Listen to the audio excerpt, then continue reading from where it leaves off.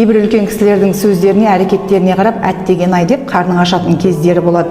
Осы секілді бір кісі маған комментарийға ойнап сөйлесең де ойланып сөйле, тисе терекке, тимесе бұтаққа деп айта берме деп жазған екен. Мен осындай жазбаларды көрген сайын осы тақырыпты айта бергім келеді. Біріншіден, отбасылық мәселе деген бұл ойнап көтеретін тақырып емес. Екіншіден, қыздарын ешкім қайта ажыратып алу үшін тұрмысқа бермейді. Кейбіреулері болмаса, көбісі сен түскен жеріңді басынып ал, ешкімді өзіңе басындырма, ажырасамын деп қорқытсаң, олар мүлікті бөлісуден қорқып сенің алдыңда жорғалайтын болады деп өздерінің аналық парыздарын асыра пайдалану арқылы артық қыламын деп тыртық қылып қыздарын ажыратып, не болмасам сол әулетіне жексұрын қылып тынады. Кейбір еркектер бар, әйелі ажырасамын десе, әйелі түгілі қайын жұртының барып аяғына жығылып, барлық достарын дұшпан санап, ал нағыз дұшпандарын дос санайтын.